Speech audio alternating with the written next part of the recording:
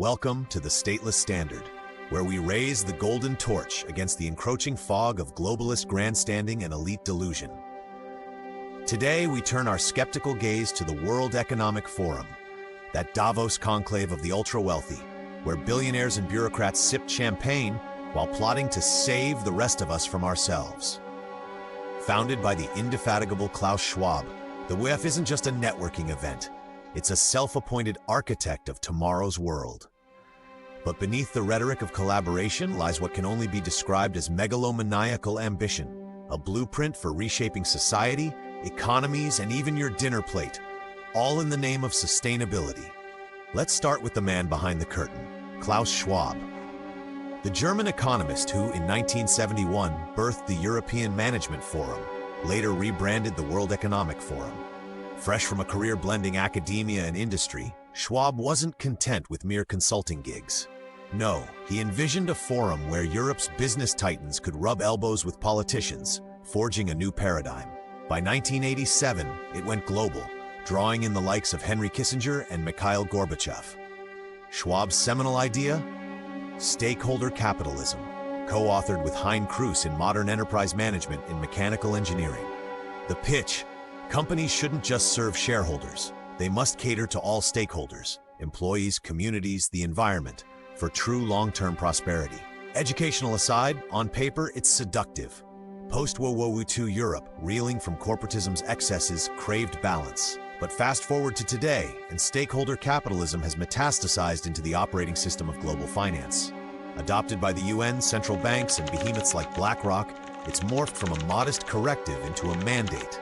Larry Fink, BlackRock's CEO and WEF board member, nailed it in his 2019 letter, leading 181 CEOs of the US Business Roundtable to ditch shareholder primacy. By 2022, he doubled down. Climate risk is investment risk, vowing a tectonic shift in capital toward ESG-compliant firms. Not woke, he insists, just capitalism. Cynical retort? Of course it's not ideological. It's a $10 trillion asset manager dictating terms to the world, starving dissenters of funds while greenwashing its empire. With Fink sharing the WEF board with Al Gore, IMF's Kristalina Georgieva, ECB's Christine Lagarde, and Canada's Chrystia Freeland, it's less a boardroom and more a shadow cabinet. Schwab's vision crystallized in crises. His 2023 Davos welcome: a laundry list of woes.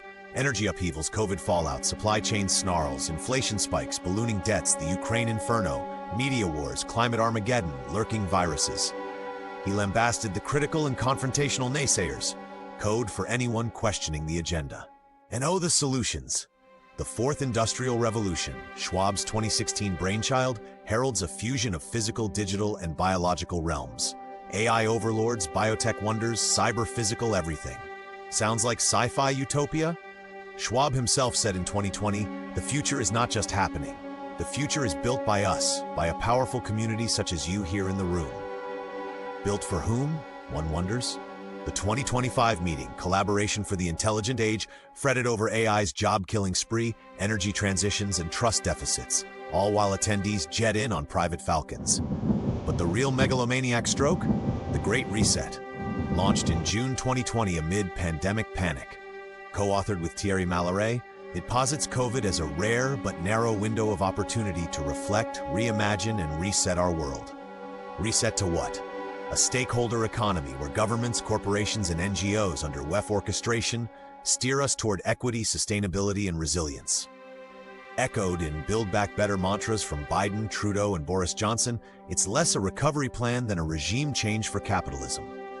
Skeptical lens: this isn't collaboration, it's cartelization. The WEF, UN, IMF, ECB, WHO, and BlackRock form a woke syndicate, capturing sovereign levers to enforce a top-down order. Philanthropy is power. John Kerry at Davos gushed about the select group with extraterrestrial anointing to save the planet. How quaint or chilling. Nowhere is this ambition more grotesquely evident than in food and energy. The WEF's farm-to-fork strategy, baked into the EU's Green Deal, aims for net zero emissions by 2050. Noble? Until you tally the costs. A USDA report warns of 7 to 12% drops in EU ag production, 11% globally, spiking food insecurity by up to 185 million souls by 2030, hitting Africa's poor hardest. Prices soar, famines loom. Exhibit A: The Netherlands, WEF poster child. Nitrogen fertilizer caps sparked 30,000 farmer protests and 3,000 buyouts, not for conservation, but consolidation. WEF papers by Lindsay Sutton and Wiebe Dreijer decry fragmented supply chains as the villain, pushing collective action for mega farms under bank UN thumbs. The Food Action Alliance, Rabobank-sponsored, and innovation hubs in the Netherlands align with the UN's 2021 Food Systems Summit for Agenda 2030's SDGs. Goal: aggregate resources, corral labor, achieve net zero. Translation: fewer family plots, more corporate serfdom. Energy follows suit. Davos panels bemoan crises while prescribing transitions that gut fossil fuels overnight. ESG metrics, championed by Bank of America's Brian Moynihan, ensure non-compliant firms wither. Over 300 banks signed UN principles for responsible banking. 4,700 asset managers pledged to PRI, funneling trillions toward responsible investments. Moynihan's verdict: skip ESG, get left behind. And the endgame? Panels float bans on meat, cars, even living beyond 15-minute cities. Cynical verdict: this isn't saving the planet, it's feudalism 2.0. Dismantle productive heartlands, energy, manufacturing, farming. And voila, dependency on the elite's largesse. Historical echo: Schwab's German roots evoke Weimar's corporatist dreams. EU dominance post-reunification, all flirting with megalomania that once lit the world aflame. Mao's Great Leap Forward killed millions via utopian engineering. Schwab's ambitions risk dwarfing that, one reset at a time. Influence? Vast, insidious.